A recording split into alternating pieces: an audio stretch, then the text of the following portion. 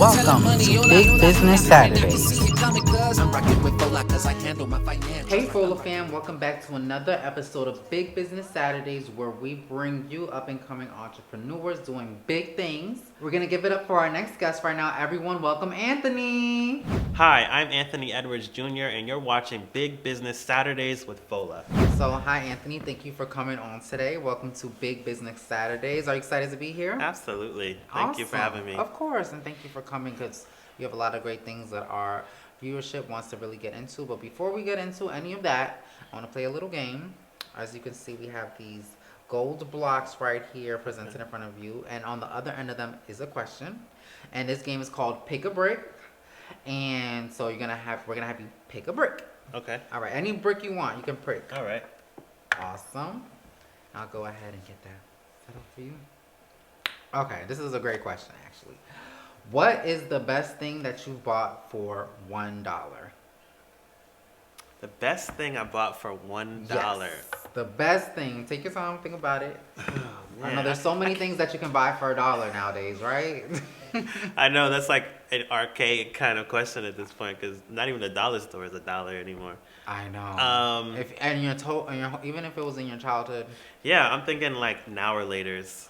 Yeah. Candy. But I thought the little candies. Yeah, like the old school rock candy. It was like the strawberry one. Yeah, that was one of my favorites too. How many? You could only get one for $1. I'm sure you can. No, you can get a couple for $1 at those. At least maybe it's $1 now, but right back then it was like 35 cents or something like that. Yeah, something like that. I think there's still some canned sodas. Maybe if you're lucky, if you're in the right location, you can get it for $1. Or that giant iced teas you should get for $1. I was thinking that too. Are they still $1? Or did $1.25 or something like that? Are they 25? Yeah. That's a shame. But that big ass can used to be great. Yeah, I used to. Yeah, that would hold it down for 2 meals because they were so big. Mm-hmm. But that sugar in it. Yeah. I know, but I was young then, so we're younger. I guess it was fine. Yeah, and you can't buy it for $1 anymore. It's $1.25. But yeah, so I definitely wanted to get you on today and just get a little bit into your story and into your app. You're doing very big things. So you do have a go-to app. It's called the EatOkra app, correct? Yeah. So you have the EatOkra app, which is an app that helps users find Black-owned businesses in their area, including restaurants, but not limited to. And you also have bakeries, bars, lounges, cafes, wine shops, food trucks that can also be found on the EatOkra app. Tell me a little bit about where this idea began and where this concept came from and how that started to get developed. Yeah, I think EatOkra came about as really a solution for my wife and I to, then she was my girlfriend, we were courting, dating, but it was really out of a need for us. It was also out of a time of social unrest back in 2016. And Janique just, she planted a seed in me that said, why don't you build an app for us to find and support Black-owned businesses in our new neighborhood of Brooklyn, or borough of Brooklyn. My wife is from the Bronx. But where are you originally from? I'm from upstate New York. Okay, gotcha. In the Catskills, Hudson Valley region. Nice. But yeah, it was literally that simple, and I kind of took that challenge on. I'm a hungry entrepreneur, want to do entrepreneurial things. So, and at the time I was also looking to like level up in my skill set so that I can get the next job, and get the bigger salary, of course. Right. So I was always looking to build something, didn't know what, and she kind of said, why don't you build an app for us, for me and you to find and spend with Black-owned food and beverage companies here in Brooklyn. Mm-hmm. That's an amazing idea, and she's also the co-owner of the app, right? Yep, co-founder, yep. And so in regards to the EatOkra, I know it's a nod to your heritage. Could you tell me a little bit about the significance of that and the connection and why you decided to name the app the EatOkra app? Yeah, so EatOkra comes about because okra is a seed that was brought over from West Africa. It settles in the South. Our families, coincidentally, are also from the South. Mm-hmm. My wife's family is from Sumter, South Carolina. Okay. And my family are from Louisiana, near a small town called Iota, near Lake Charles. Gotcha. But in both areas and in the South period, like okra is used in gumbos, it's used in stews, it's used in soups. And how it's used is it's used to really like thicken the gravy. It's used to combine ingredients. Gotcha. It's a connector, right? It's linking things. So that's how we kind of think about EatOkra. We're linking communities and people together through Black food. Gotcha. Like you said, a way to get people to bond and connect and just get back to quality time also, right? Yeah. What would you say is your favorite thing about eating at Black-owned restaurants? And do you have any recommendations for anybody? Because I'm starting to get a little hungry. I'm not going to lie. Yeah. Tons of recommendations. Download Okay. the app. But I think what I love about Black-owned restaurants is that we're not a monolith, right?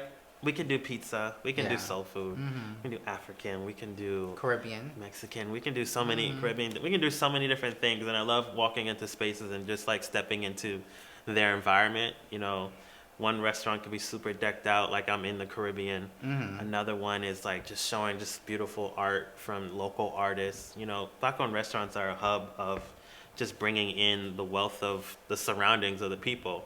And that's what I really love. And that's, you know, I think Janique loves that too. It's just like, this is where we're galvanizing people, galvanizing communities, where we organize, you know, it's where we talk about our lives and daily things and where we grow as together in community. And, you know, Black-owned restaurants are hiring Black people. Right. You know, a lot of them. So, you know, it's Black businesses are, you know, super important and the cornerstones of our community. How crucial has your role become to the success of Black-owned restaurants, as well as you relying on them for the success of your own application? How crucial has that relationship been, and how has it been built over the years since the launch of the Okra app? Yeah, I mean, the participation with the restaurants is super important. One, it helps us advocate for them as we speak with bigger brands who have these resources and opportunities and grants. We need to know what their pain points are so that we can help, you know, advocate and facilitate and bring to them these opportunities. So restaurants, we do require our restaurants to participate. You know, just sign up, you know, be on our email list, engage with us. And then at the same time, the community is really important. Like the end users who are looking to support Black-owned restaurants, we need their participation. And, you know, in New York City, since 2020, we've been able to drive over $500,000 in spend to Black-owned restaurants. Wow. Just off your app itself? Off our app itself. Wow, that is an amazing accomplishment. And does that do anything for you personally in regards to just seeing what you're able to do for the community and for Black-owned businesses? How does that resonate with your soul? Yeah, it makes me feel good. And it keeps me going when I hear the stories of how people are using the app, or restaurants telling me that, hey, I came to this restaurant because I found it on the app. You know, my daughter and I are traveling to Oakland, and we're using the app to find Black-owned restaurants. Or, you know, we're going to brunch, we're going to dinner, we're going to cafes, we're going to do nightlife things. You can find all those things on the app. So it's really nice to hear people. We've had another guy pull me aside at like a Best Buy. Really? And he was like, yo, your app helped me lose 40 pounds. Oh, wow.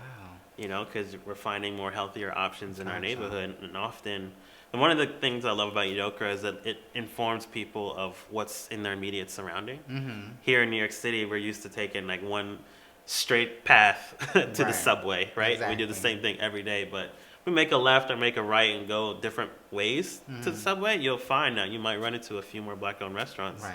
Or you'll just learn like, oh, I go past this every day and it's Black-owned. Right. I didn't know that. You know? Like hidden treasures within your own neighborhood that you normally wouldn't be exposed to unless you had the Okra app on hand. Yeah. Yeah, that's amazing.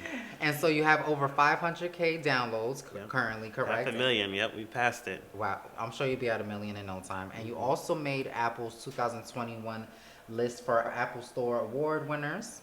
Yeah, Apple, Tim Cook gave us the award himself. Wow. Virtually. Okay. But it was like 20 of us on the call.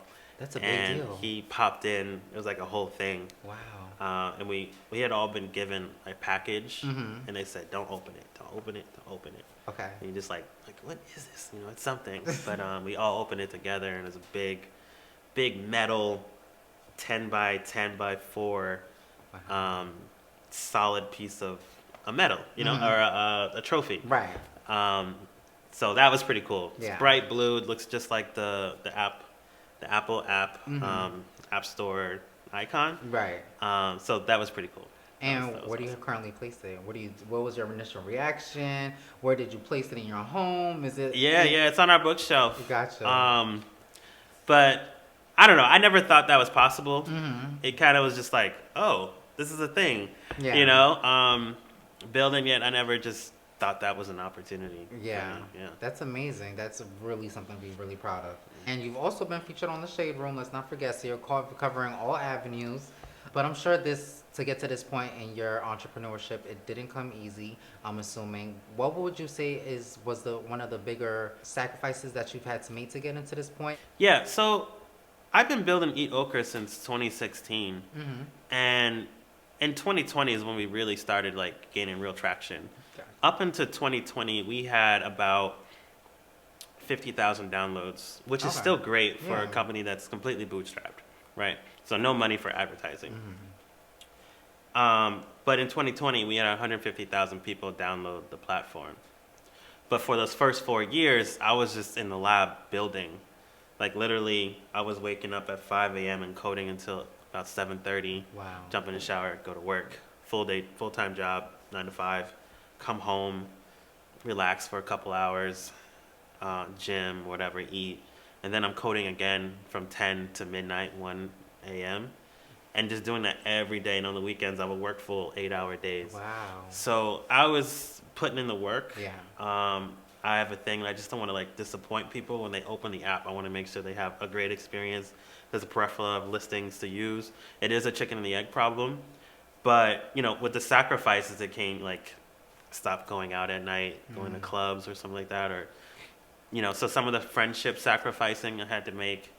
My wife and I courting each other and dating, I think that took a little bit of a hit, as far as, you know, just, I'm a workaholic. Right. So I'm just like, I need to be Yeah. productive. I don't want to watch TV and just Yeah. hang out. Like, I feel like I need to be productive. So definitely like family activities have been hit, you know, relationships, friends. Yes, I mean, that's where I feel like Right. my biggest Sacrifices has came been, from. yeah. I think it all paid off. Wouldn't you agree? I think so. I think you gotta give yourself a little credit because the app is doing amazing. Yeah. The same thing that you sacrifice is something that you are able to give to families and people all around by bringing them together at these black-owned restaurants for meals and having those conversations. Yeah. So I'm so glad that you were noble enough to take a little sacrifice in your own life for the betterment of all these families and Yeah. everyone that you're touching, and that guy that lost all that weight as well. So were there any challenges that came along the way, whether that be building the app or once the app came out, did you have to go back in and fix anything, or Yeah. just anything that you can come to mind that you think was a big challenge for you in the process? Yeah, I mean, pre-2020, it's been all just tech. Like me just building out how we're going to add new restaurants to the platform so that my wife and I could do that work easily. Building a way for people to submit new listings for us. Like, to me, that was kind of like the easy stuff. The real Right. trouble came in afterwards, after 2020, when we had 150,000 people, because now suddenly our phones started ringing, or Okay. our emails, started getting a lot of emails from big brands like the Pepsis, the Ubers, the DoorDashes, the Bacardis, Hennessy. Like, we were just getting so many calls, and just like, I'm not a business guy Right. like that, you know. So now that was a big thing. I had to figure out how to be a business guy. We had to, how to figure out how to fundraise, how to figure out, I'm still figuring out how to fundraise, still figuring out all these things, like building a team. All of a sudden I had to like think about our brand core values, our mission, our vision statement. You know, I just wanted to build something for us to find an app, you know, find black and support businesses. But you know, the real learnings has been like, all right, you got to Yeah. tell a story. What is your story? Right. You know, like, let's refine it. And it's Right. been a lot of learnings since 2020. Yeah. So you had to kind of just take on this new role of a new hat to put on, because before you're the IT guy just building behind the scenes, but now you had to take another step forward and build a team, like you said, come up with the whole branding of the app. Has that brought out anything within you that surprised you that you weren't sure that you were capable of doing beforehand? No, I don't think so. I felt like I could do it. I used to be in the Army, so I did 6 Okay. years active Army. Active duty. I was in Korea for 2 years. I went to 100 Army Airfield for 2 years, and I spent 15 months in Iraq, in Baghdad, back in 2006, 2007. Thank you for your service. One of the two. Yeah. But I was able to like really use those skills I had learned in the Army, which was like how to be a leader, how to like assign tasks and really network, because you're kind of in the game of that as well in the Army too. So I was able to like kind of fall back to those skills. I was a sergeant managing 20 soldiers. Wow. So, I felt like I had those skills, so I could figure it out. Like the mission, it must go on, Right. So just relying on my past experiences like really helped me. I mean, to a point, but I also understood what I didn't do well and what my strengths and weaknesses were, and I'm kind of like proud of what I can and can't do, and knowing that. So I've been able to like find the right people to join our team who complement my skill sets. That's amazing that you're able to just tap into that past identity of yourself and kind of bring it to the forefront for the betterment and success of your own business. That's really, really cool. And did you ever have at any point while building the app, while you were putting in, those early mornings, those late nights, was there any doubt that came across your mind if this would actually be something that would work and people would want to look into? And if so, how did you overcome them? I think I always felt like this was something people needed. I didn't know how extensive that was. Right. But I knew there was like a community out there, people that's like, I want to support Black businesses. Not having money or really thinking about raising money in that way. I thought it'd be like a 10-year progression to get to this point. Right. Riding the subways, just thinking about taking my notes like, oh, the app could do this, we could make money like this, and then a couple months later we blow up to like 200,000 people using the app. Yeah. And now we're over 500,000 people using the app, and figuring out ways to get to 1.2 and 3 and the like. So it's, I don't know, it was, I felt like we would get there, I just didn't know how fast. Right. So yeah, I think that's. Was it like something like, did you kind of just wake up one morning and you just had like a extreme amount, or was it kind of just progressive as far as downloads? So for 2016 to 2020, like we would spike, during the holiday, Gotcha. Juneteenth. But then like throughout the year, we would get some of the local art magazines to cover us, and we get a spike in downloads. We get spike in downloads when something tragic happened to Black people at a restaurant for wearing the wrong shoes or, getting kicked out, things like that. We would get like kind of this emotional, let's support Black-owned businesses. Right. EatOkra, But in 2020, it was George Floyd. It was COVID. Right. So really the news cycle wasn't changing outside of those things. So people were on their social media to get that entertainment. And somebody had tweeted about EatOkra. What was the tweet? It was, oh, check out this dope app we found. Yeah. It lists all the Black-owned restaurants in the area. And everyone was dining out at that time too. Yeah. Everything was all delivery and dine out. So it was like, it wasn't walk-in anymore. Yeah. So we were just like perfect app, right timing. It was just like right place, right timing. And we just happened to be a recipient to have an app that was prepared to like handle that kind of load that came. And it looked nice, felt pretty good. It worked, all those things that people say are like put us in a box as Black engineers, like we can't make products that compete, but ours was doing those things, and people were like, oh wow, I mess with this. Yeah. I F's with this, and that's kind of how it happened. Yeah. Awesome.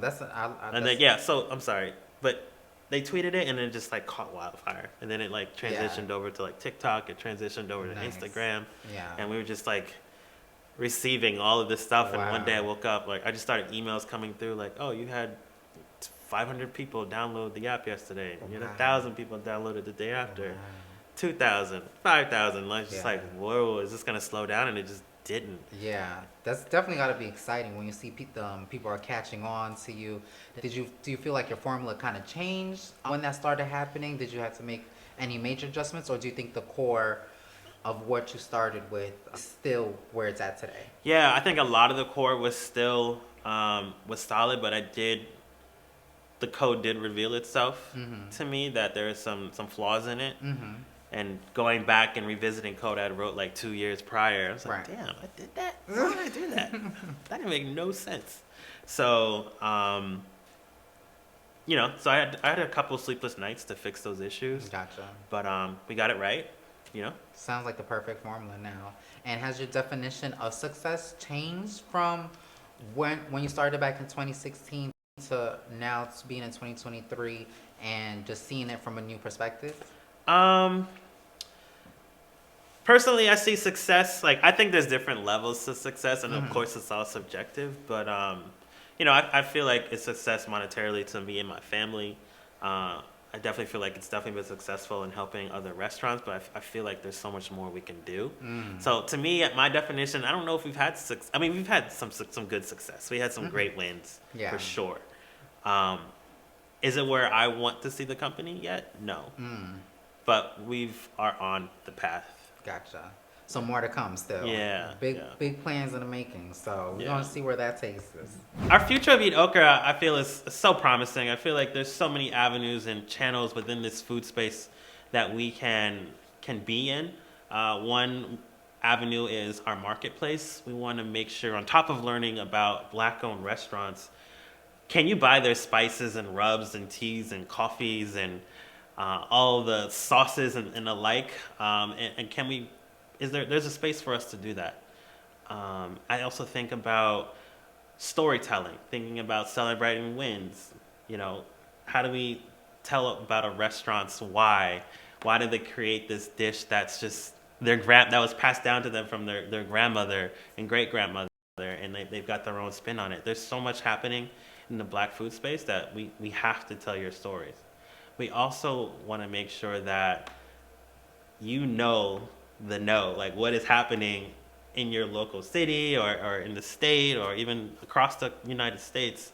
What's happening? So is there a virtual cooking class you can attend? Is there sip and paint, brunch parties, pop-up dinner experiences, food festivals? We want to make sure on the app there's a place for you to learn, to visit, to shop, and to order out on our platform. What does the future of Okra look like?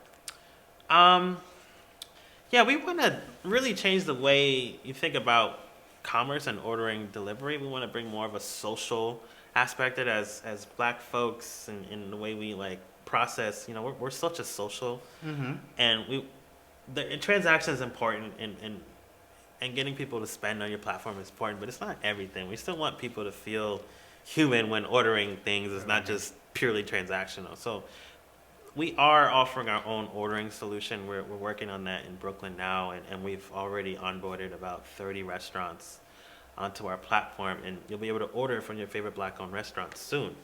And we also don't want to lose that social component too. We want people to learn about who the owners are on the platform, see their stories.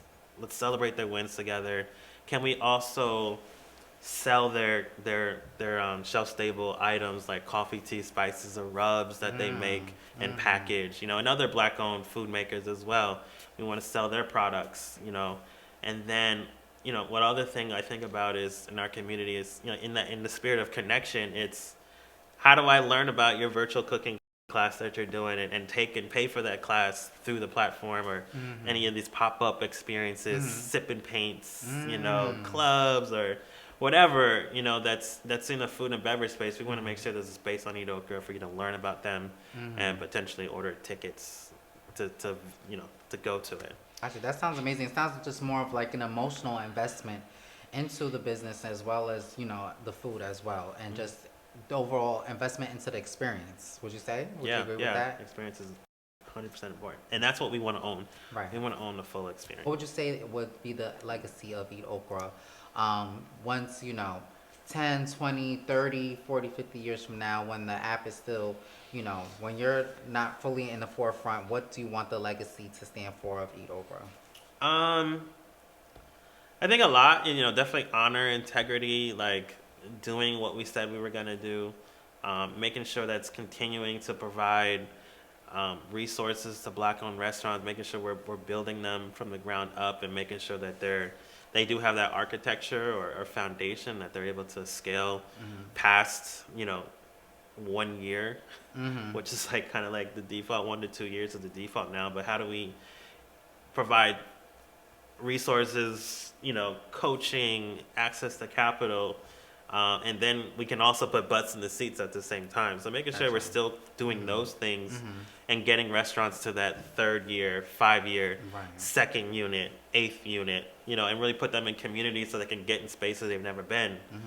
New buildings and are going up all the time. Right. Like, how do we make sure we're in touch with developers so that we have first access to put Black-owned chefs in those spaces, Gotcha. or restaurateurs looking to expand. There's so much going on, and we just want to make sure we're providing, and always provide that safety net, to fall Gotcha. back to. It sounds like as long as EatOkra's around, there'll always be a place for those food and beverage businesses, Black-owned. So here at Fola, we do have 4 core principles that we follow, and each letter in Fola stands for one of those principles, being financial freedom, opulence, legacy, and abundance. So which one would you say resonates with you, and everything that you stand for combined with EatOkra and your journey of entrepreneurship to get where you are today?